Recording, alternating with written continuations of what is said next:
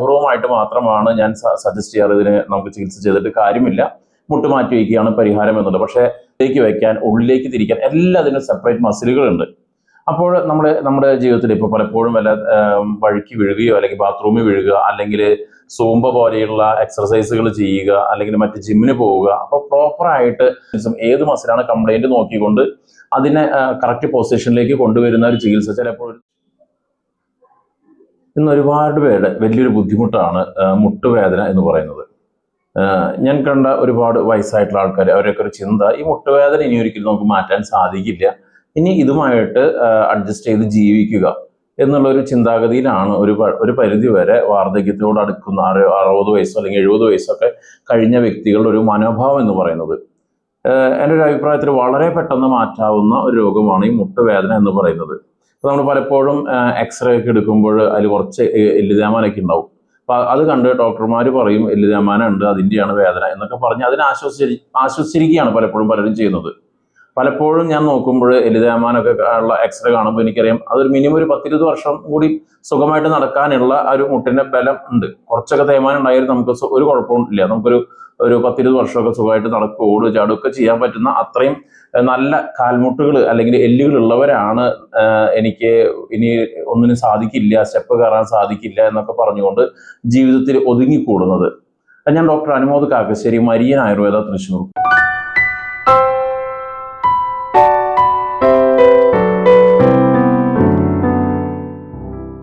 എന്തുകൊണ്ടാണ് നമുക്ക് മുട്ടുവേദനകൾ വർദ്ധിക്കുന്നത്? ഞാൻ എപ്പോഴും പറയുന്നത് പോലെ 95% അല്ലെങ്കിൽ 98% മുട്ടുവേദനകളും മുട്ട് മാറ്റി വയ്ക്കേണ്ട അവസ്ഥകളുള്ളതല്ല.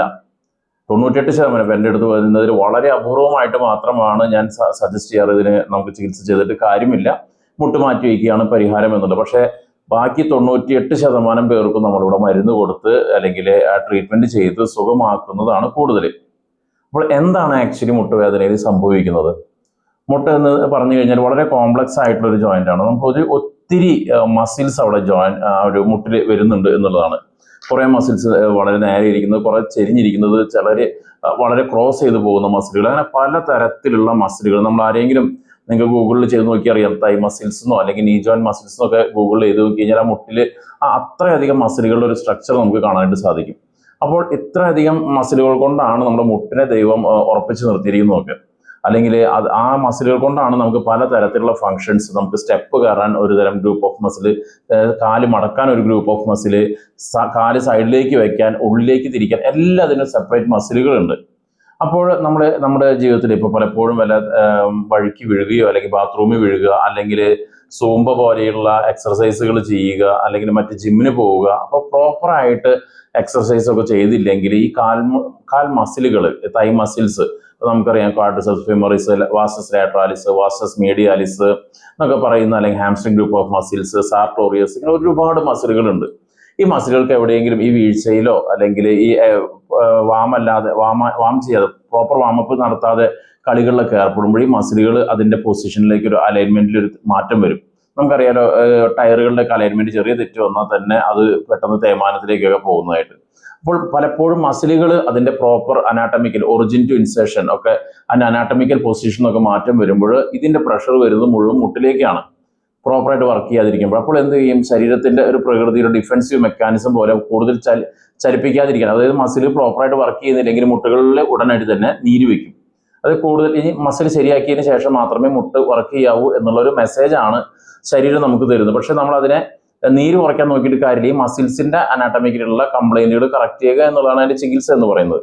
അപ്പോൾ അത് ചെയ്യണമെങ്കിൽ നല്ലൊരു അറിവ് വേണം. നമ്മൾ ഒരു ആസ് എ ഡോക്ടർ എന്നുള്ള ലെവലിൽ അല്ലെങ്കിൽ ചെയ്യുന്ന തെറാപ്പിസ്റ്റുകൾക്കോ ഈ മസിലുകൾ, ഓരോ മസിലുകളും എവിടെ നിന്ന് തുടങ്ങി എവിടെ അവസാനിക്കുന്നു എന്നുള്ള അനാട്ടമിക്കൽ നോളജ് ഇല്ലാത്ത ഒരാൾക്കും ഈ തൈ മസിൽസ് ഒഴിഞ്ഞ് അല്ലെങ്കിൽ മസാജ് ചെയ്തുകൊണ്ട് ശരിയാക്കാനായിട്ട് സാധിക്കില്ല. അപ്പോൾ നമ്മളൊക്കെ ഇവിടെ ചെയ്യുന്നത് ഇതിന്റെ ഓരോ മസിൽസും ഏത് മസിലാണ് കംപ്ലൈന്റ് നോക്കിക്കൊണ്ട് അതിനെ കറക്റ്റ് പൊസിഷനിലേക്ക് കൊണ്ടുവരുന്ന ഒരു ചികിത്സ. ചിലപ്പോൾ ഒരു ദിവസം 2 ദിവസമൊക്കെ ചെയ്യുമ്പോഴേക്ക് തന്നെ ഇത് വളരെ പെട്ടെന്ന് മാറുന്നതായിട്ട് നമുക്ക് കാണാനായിട്ട് സാധിക്കുന്നതാണ്. നമുക്ക് ഈ ഒരു സമയം നമ്മുടെ ഇവിടെ വന്ന് ഒരു 3-4 ദിവസത്തെ ചികിത്സ, തീരെ നടക്കാൻ പറ്റാതെ കിടപ്പിലായ ഒരു രോഗിയുടെ ഒരു അനുഭവം ടെസ്റ്റിമോണിയിൽ നമുക്കിപ്പോൾ കേൾക്കാം. എന്താ മുട്ടുവേദന എങ്ങനെ വന്നത്? മുട്ടുവേദന വീണു 2-3 വട്ടം. 2-3 വട്ടം വീണു. അപ്പോഴാണ് മുട്ടുവേദന വന്നത്. എത്ര നാൾ മുമ്പാണ്? അത് ഇപ്പൊ എല്ലാ കൊല്ലം വീഴും. എല്ലാ കൊല്ലം വീഴും? മഴക്കാലത്ത് എന്തായാലും വീഴും. അത് ശരി. പെട്ടെന്ന് സ്ലിപ്പാവും, വീഴും. അപ്പൊ തന്നെ പിന്നെ ഭയങ്കര വേദന വരും. അപ്പൊ ഡോക്ടറെ കാണിക്കും. അപ്പൊ 2 ഗുളിക തരും. അപ്പൊ അത് കഴിക്കും. അപ്പൊ കുറവായി. പിന്നെ ഇങ്ങനെ കൂടി വന്നു വേദന, മുട്ട് നീര് വന്നു തുടങ്ങി. ഇവിടെ വരുമ്പോ എങ്ങനെയായിരുന്നു അവസ്ഥ? ഇവിടെ വരുമ്പോ മുട്ട് നല്ലോണം നീരായിരുന്നു. മുട്ട് നീരായിരുന്നു. തൊടാൻ പറ്റില്ല, കിടക്കാനും പറ്റില്ല, കുത്തായിരുന്നു എന്നോട്. നടക്കാൻ പറ്റുമായിരുന്നു? നടക്കാൻ പറ്റില്ലായിരുന്നു. ഭയങ്കര ബുദ്ധിമുട്ടായിരുന്നു സ്റ്റെപ്പൊക്കെ കയറാൻ. അവിടെ വന്നതിന്റെ ശേഷം ആദ്യത്തെ ദിവസം എനിക്ക് പറഞ്ഞു. പിന്നെ ഇപ്പൊ 2-3 വട്ടം ചെയ്തോണ്ട് കൂടിട്ട് പൂർണ്ണമായിട്ട് ഒരു 3 ദിവസം ആകുമ്പോഴേക്കും നടക്കാം, പഴയ പോലെ നടക്കാം. പിന്നെ കഴുത്തിന്റെ ഷോൾഡർ പെയിൻ ഉണ്ടായിരുന്നു, അത് മാറി. പിന്നെ വയറിന്റെ പ്രശ്നം ഉണ്ടായിരുന്നു അല്ലെ?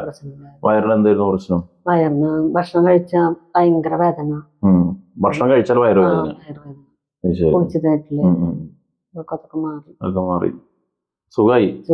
ഈ മുട്ടുവേദനയ്ക്ക് ഡോക്ടർമാരെ വേറെ കണ്ടിരുന്നോ? പിന്നെ എത്ര ഡോക്ടർമാരെ കണ്ടു. ആണല്ലേ? കോർത്തോനെ കണ്ട. അവരെന്താ പറയാ? അവര് റെസ്റ്റ് ചെയ്യാൻ, പണിക്കൊന്നും പോകാണ്ട് ഇങ്ങനെ വെറുതെ കട്ടിലുമ്പോ കാല് കയറ്റി വെച്ചിരിക്കുക, എന്നാലും മാറുള്ളൂ എന്ന് പറഞ്ഞു. റെസ്റ്റ് ചെയ്യാണ്ടത് മാറില്ല. എത്ര നാളായി ഇപ്പൊ അങ്ങനെ ഡോക്ടർമാരെ കണ്ടു തുടങ്ങിയിട്ട്? ഇപ്പൊ ഒരു 3-4 കൊല്ലായി. 3-4 കൊല്ലായി. നമ്മള് തരുമ്പോ വേദനയുടെ മരുന്ന്, മുട്ടുവേദനയ്ക്ക് ഒരു മരുന്ന് പോലും നമ്മൾ തന്നില്ല. ഈ വീഴ്ചകളിലൂടെ മുട്ടിനെ നേരെ നിർത്തുന്ന മസിലുകളുണ്ട്. 3-4 കാലിന്റെ ഫ്രണ്ടിൽ കുറെ മസിലുണ്ട്, പുറകിൽ മസിലുണ്ട്. ഈ മസിലൊക്കെ ഓരോ വീഴ്ച കഴിയുമ്പോൾ അതിന്റെ സ്ഥാനം ഇങ്ങനെ തെറ്റി പോകും. അപ്പൊ തെറ്റി നിൽക്കുമ്പോൾ മുട്ടിലേക്ക് ഭയങ്കര പ്രഷറാണ്, വലിച്ചില് വരും. അപ്പൊ അവിടെ നീര് വരും. ഇതാണ് ഉണ്ടാവണം. അപ്പൊ നമ്മൾ കണ്ടപ്പോ നമുക്ക് സ്ഥിരം അറിയാവുന്നതുകൊണ്ട് തന്നെ ആ മുട്ടിന്റെ ഓരോ മസിൽസിനെയും നമ്മൾ കറക്റ്റ് അനാട്ടമിക്കൽ പൊസിഷൻ എന്ന് പറയും. അത് എവിടെ തുടങ്ങി എവിടെ അവസാനിക്കുന്നു, ഓരോ നിയമങ്ങളുണ്ട് ഓരോ മസിലുകൾക്ക്. അതിലേക്ക് കറക്റ്റ് നമ്മൾ മസിൽസ് കറക്റ്റ് മസാജ് ചെയ്ത് കറക്റ്റ് ചെയ്യണം. അത് ചെയ്ത് കഴിഞ്ഞാൽ മുട്ട് നോർമലായിട്ട് വർക്ക് ചെയ്യും. മുട്ടുവേദന ഇല്ലാണ്ട് നമുക്ക് നടക്കാൻ പറ്റും. അത് നമ്മൾ ചെയ്താൽ ഒരു മരുന്നും ഇല്ലാണ്ട് തന്നെ നമുക്ക് മാറ്റാൻ പറ്റുന്ന രോഗങ്ങളാണ് മുട്ടിന്റെ ഒക്കെ പ്രശ്നങ്ങൾ. അപ്പോൾ ഒത്തിരി സന്തോഷം. ശരി.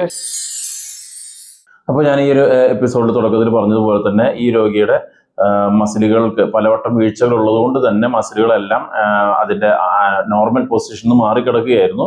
അതെല്ലാം കറക്റ്റ് മസാജിലൂടെ കറക്റ്റ് ഒരു മരുന്ന് പോലും ഇല്ലാതെയാണ് നമ്മൾ ഈ ഇത്രയും വർഷങ്ങൾ അല്ലെങ്കിൽ നാളുകൾ പഴക്കമുള്ള മുട്ടുവേദന നമ്മൾ ഒരു മരുന്ന് പോലും കൊടുത്തിട്ടില്ല. ഈ വ്യക്തിക്ക് ആകെ കൊടുത്തത് വയറിലെ ഗ്യാസിന്റെ പ്രോബ്ലത്തിനുള്ള മരുന്നായിട്ട് നമ്മൾ ആകെ കൊടുത്തത്. മുട്ടുവേദനയ്ക്ക് മരുന്നിന്റെ ആവശ്യമില്ല, മുട്ടിലെ മസിൽസ് കറക്റ്റ് ചെയ്യുക എന്നുള്ള കാര്യം മാത്രമാണ് നമ്മളിവിടെ ചെയ്തത്. അപ്പോൾ നമുക്ക് ഈ മുട്ടുവേദനയായിട്ട് ആരെങ്കിലും ബുദ്ധിമുട്ടുണ്ടെങ്കിൽ, അല്ലെങ്കിൽ ഒരുപാട് പേര് നിരാശയിലാണ്, ഇനി മുട്ടുവേദനയാണെങ്കിൽ മാറ്റാൻ പറ്റില്ല, ഇതേമാനാണ് എന്നൊക്കെ വിചാരിച്ചിരിക്കുന്നുണ്ടെങ്കിൽ നിങ്ങൾക്ക് ഈ ഒരു വീഡിയോ അവർക്ക് ഷെയർ ചെയ്ത് കൊടുക്കാം. നമുക്ക് വീണ്ടും മറ്റൊരു എപ്പിസോഡുമായിട്ട് വീണ്ടും കാണാം. Thank you.